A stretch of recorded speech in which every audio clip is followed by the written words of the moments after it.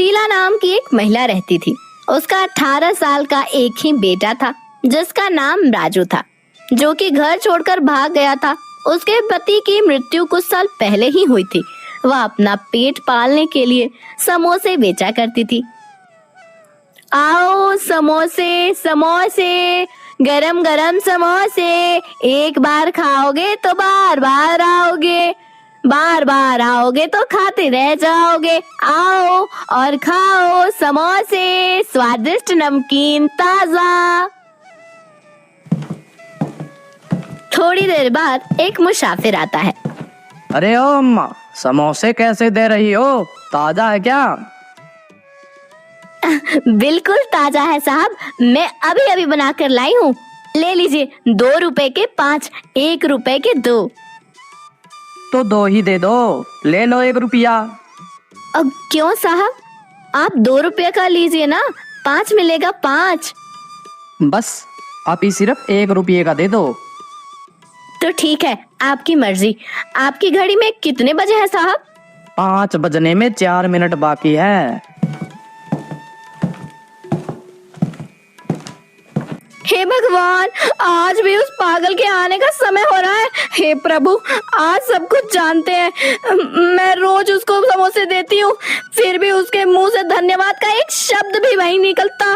बदले में रोज समोसे के पैसे भी ना देकर मुझे गाली देकर चला जाता है। मैं कब तक उसको क्षमा करूं? आप तो जानते ही हैं मेरे नाथ कि मैं एक साधारण औरत हूँ, मैं धर्मी नहीं हूँ। आज मैं उसको जरूर सिखाऊंगी कि मैं क्या कर सकती हूँ। चूहों को मारने की दवा समोसे में डालकर उस पागल को दे दूंगी। किसको यह पता चलेगा कि मैंने ऐसा किया है? किसी को भी पता नहीं चलेगा। अरे पागल है ना वह, जाएगा खाएगा और मरेगा। रोज मुफ्त में भर पेट समोसे खाने के बाद मुझको देता है, सिर्फ गाली ही गाली। आज मैं देख लूंगी। लेकिन वह भय के मारे कांपने लगती है और कहती है, नहीं नहीं, मैं ऐसा नहीं कर सकती। बाद में मेरा क्या होगा? नहीं नहीं, मेरा मन ऐसी बुराई करने से मुझे रोक रहा है। मैं क्या करूं? पागल रंगमंच पर आता है और जोर से हंसते हुए कहता है, अरे बुढ़िया, आसमान के नीचे इस धरती पर स्त्रियों में तुम जैसी कौन है इतनी उदार? ओ सुनो, मेरा यह आदेश है, इस महादेश के राजा का आदेश है, मुझे समोसे दो, नहीं तो इधर रखो समोसे। हे भगवान, मैं क्या करूं? क्या मैं जहर मिलाकर समोसे में? शीला उस पागल को समोसे दे देती है और वो वहाँ से चला जाता। सड़क पर पागल समोसे खाते और गीत गाते हुए जा रहा है। उसी समय एक लड़का आता है। वह उसी समोसे वाली का खोया हुआ बेटा राजू है। वह पागल के हाथ में समोसे देखकर कहता है, ओ भाई, जरा मेरी बात सुनो। देखो, मैं भूख से मारा जा रहा हूँ। 3 दिनों से मैंने कुछ भी नहीं खाया है। ओ मेरी माँ, मेरी प्यारी माँ। हैं? तुम कौन हो? आओ, तुम समोसे खाओगे? ले लो ये समोसे, भर पेट खा लो। मुफ्त में मुझको रोज समोसे मिलते हैं और मुफ्त में मैं तुमको दे रहा हूँ।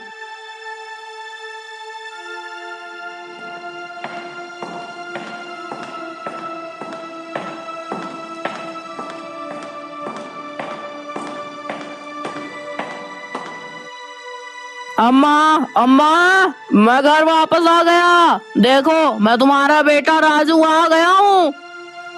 कौन कौन? मेरा बेटा राजू? तू मुझे छोड़कर कहाँ चला गया था? तुम्हारे जाने के बाद से मैं एक रात भी नहीं सो पाई। तुमने ऐसा क्यों किया बेटा? कम से कम कुछ बता कर तो जाना चाहिए था। अम्मा, मुझसे गलती हो गई, माफ करो अम्मा। मैं वादा करता हूँ, अब से मैं तुम्हें कभी भी अकेले छोड़कर कहीं नहीं जाऊंगा माँ, कभी नहीं। ठीक है बेटा, जो कुछ भी हुआ सब हमारी भलाई के लिए ही हुआ। विश्वास करने वालों को ईश्वर कभी भी नहीं छोड़ता। जो कुछ भी हुआ मैं उसे भूल जाती हूँ। फिर अपनी अम्मा को ऐसा कष्ट कभी मत देना।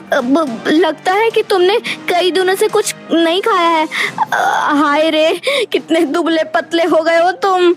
हाँ माँ, मैं कई दिनों तक भूख से तड़पता रहा मगर किसी ने मुझे खाना नहीं दिया।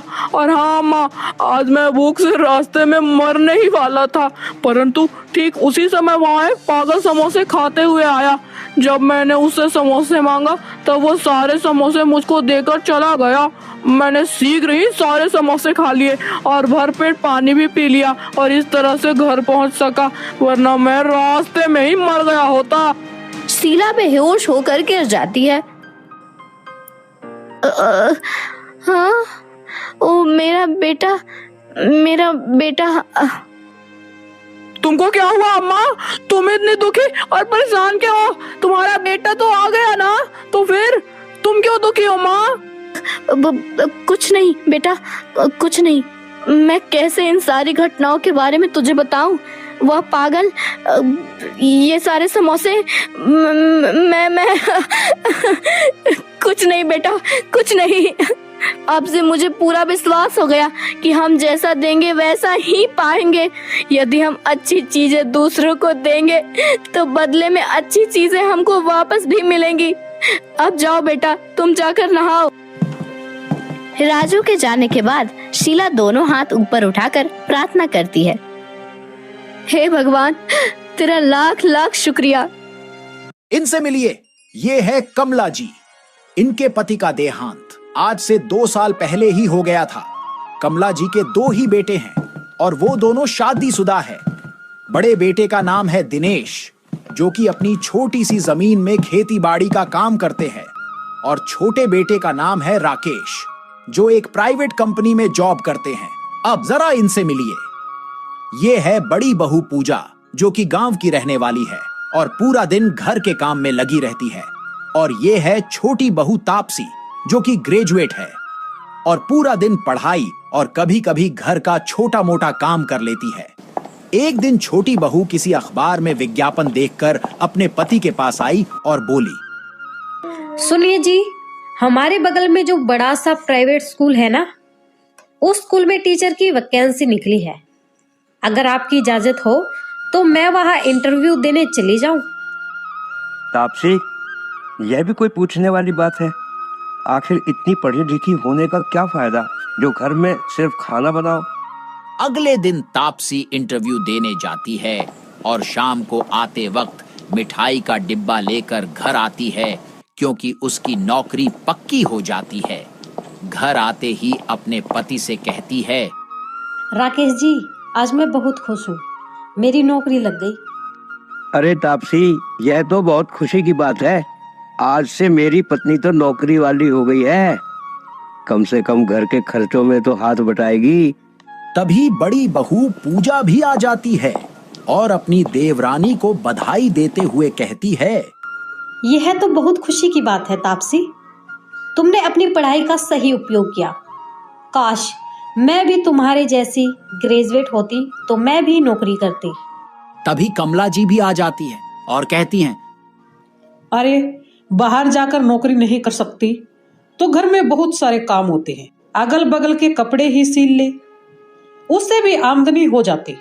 लेकिन नहीं, तुम्हें घर में बैठने से फुर्सत मिले तब तो कुछ करोगी। हाँ भाभी, सासू माँ सही कह रही है, घर में भी तो आप कुछ काम कर सकती हैं। आप चाहे तो अपना बुटीक खोल सकती है। लोग सुनेंगे तो क्या कहेंगे कि देखो, एक बहू तो नौकरी करती है और दूसरी बहू घर में सिर्फ खाना बनाती है और बैठकर आराम फरमाती है। तापसी, तुम घर के कामों को इतना छोटा क्यों समझती हो? घर के काम से फुर्सत मिले तब तो कोई बाहर का काम करे, और मुझे लगता है कि घर के काम करने में कोई बुराई नहीं। भाभी, बचपन से मैं कभी हाउसवाइफ नहीं बनना चाहती थी।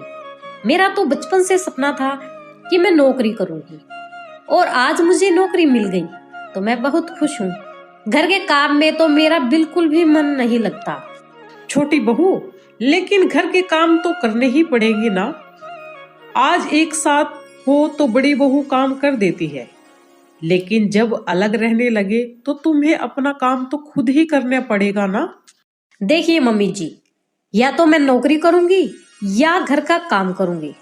एक साथ मैं 2 काम नहीं कर सकती हूँ। भाभी जब कुछ नहीं करती है तो घर का काम तो करना ही पड़ेगा ना। बड़ी बहू पूजा चुपचाप खड़े होकर अपनी देवरानी तापसी की बातें सुनती रही, क्योंकि वह स्वभाव से सीधी थी, इसीलिए उसने कुछ नहीं बोला। तापसी जब से नौकरी लगी थी उसे अपनी नौकरी का घमंड हो गया था। संडे का दिन था, सब लोग देर से सोए हुए थे, लेकिन पूजा सुबह सुबह उठकर घर में झाड़ू लगा रही थी। तभी उसका पति दिनेश बोला, पूजा, माना कि तुम तापसी जितनी पढ़ी लिखी नहीं हो, लेकिन जरूरी तो नहीं है इंसान नौकरी ही करे। तुम क्या अपनी पूरी जिंदगी इसी तरह झाड़ू लगाने और घर के काम में बिता दोगी? अपना काम तो नौकरी से भी अच्छा होता है पूजा। सही कह रहे हो। आपकी मम्मी जी भी कई दिनों से कह रही थी कि मुझ में कढ़ाई सिलाई का हुनर तो है, मैं अपनी खुद की दुकान क्यों नहीं खोल लेती हूँ। मैं आपसे पूछने ही वाली थी। पूजा, इसमें पूछने की क्या बात है? अगले महीने मैं शहर में तुम्हारे लिए कोई किराए की दुकान ढूंढ दूंगा। लेकिन दिनेश, इतने पैसे हमारे पास कहाँ से आएंगे? देखो पूजा, तुम उसकी चिंता मत करो। मैं कई दिनों से नोटिस कर रहा था कि जब से तापसी ने नौकरी ज्वाइन की है तब से माँ का रवैया तुम्हारे प्रति बदल गया है। तुम्हारी इस तरह से इज्जत नहीं होती जैसे कि तापसी की करती है। माँ को ये लगता है कि तापसी नौकरी करती है, इसीलिए वह तुमसे ज्यादा काबिल है। इसीलिए तुम्हें कुछ ना कुछ तो करना ही होगा। घर के कामों के लिए हम कोई नौकरानी भी तो रख सकते हैं। इतना बोलकर दिनेश अपने खेत पर चला जाता है। एक दिन कमला जी की पड़ोसन बिमला उनके घर आई। ड्राइंग रूम में बैठकर दोनों आपस में बात कर रही थीं कि तभी बड़ी बहू पूजा चाय और बिस्किट लेकर आई। अरे बड़ी बहू, मुझे आए आधा घंटा से ज्यादा हो गया, लेकिन छोटी बहू अभी तक नजर नहीं आई। कहाँ है वो? बिमला, तुम्हें नहीं पता छोटी बहू अब नौकरी करने लगी है। तुम्हारे आने से 5 मिनट पहले ही नौकरी करके घर आई है। अपने कमरे में आराम कर रही होगी। अभी बुलाती हूँ उसे। अरे ओ छोटी बहू, जरा इधर आओ तो, बिमला आई है, तुमसे मिलना चाहती है। छोटी बहू ने अपने कमरे से आकर बिमला जी को नमस्ते किया। नमस्ते आंटी जी, कैसी हैं आप? अरे बेटा, नमस्ते नमस्ते, मेरे बगल में बैठ जाओ। क्या बताऊं आंटी जी, जब से मैंने नौकरी ज्वाइन करी है, नौकरी से आते ही थक जाती हूँ, इसलिए आकर अपने कमरे में आराम कर रही थी। कमला, आपने बताया नहीं कभी कि आपकी छोटी बहू नौकरी करने लगी है। अरे बिमला, मैं तुम्हें बताना भूल गई। अभी कुछ दिनों से पहले तापसी नौकरी करने जा रही है। कमला, आपकी दोनों बहुएं कितनी अच्छी है। छोटी बहू नौकरी करती है और बड़ी बहू ने कितने अच्छे से घर को संभाल रखा है। और मेरी बहुओं को देख लो, पूरा दिन कुछ नहीं करती, पूरा दिन आराम फरमाती है। आंटी जी, मैं भी अगले महीने से अपना बुटीक खोल रही हूँ। क्यों मम्मी जी? बिमला, बड़ी बहू सही कह रही है। मैंने ही इसे सलाह दी कि कब तक घर के कामों में उलझी रहेगी। आखिर तेरे पास भी सिलाई कढ़ाई का हुनर है, उसका इस्तेमाल कर। कुछ दिनों के बाद पूजा अपना बुटीक खोल लेती है और उसका काम अच्छा चल जाता है, और इधर तापसी की नौकरी छूट जाती है, जिसकी वजह से वह परेशान रहने लगती है। इसी तरह से कुछ दिन बीत जाते हैं। एक दिन कमला अपनी छोटी बहू तापसी से कहती है, अरे तापसी, इस तरह कैसे काम चलेगा? और कुछ नहीं तो पूजा के साथ ही बुटीक पर काम कर लो। अरे अपना काम तो नौकरी से भी अच्छा होता है। आप सही कह रही हो मम्मी जी, मैं कल से ही पूजा के साथ बुटीक पर काम करने के लिए जाऊंगी, और कुछ नहीं तो कम से कम अपना खर्चा तो चला सकूंगी। तापसी मन ही मन सोचने लगी कि मैं कितनी गलत थी। जिस नौकरी का मुझे घमंड था वो आज मेरे पास नहीं रही। मैंने अपनी जेठानी को पता नहीं क्या क्या बोला था और वो बेचारी चुपचाप सुनती रही। शाम को जब पूजा बुटीक से वापस आई तो तापसी ने उससे माफी मांगी बहन, मुझे माफ कर दो। मैं कितनी गलत थी।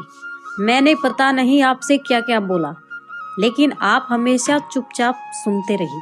आज मुझे अपनी गलती का एहसास हो गया है। अरे तापसी, तू कैसी बातें कर रही है? तू तो मुझसे छोटी है और बड़ों का काम होता है माफ करना। क्या हुआ अगर तेरी नौकरी चली गई? हम दोनों बहन अपना बुटीक चलाएंगे और अच्छा पैसा कमाएंगे। अगले दिन से ही पूजा और तापसी अपनी दुकान पर जाने लगी।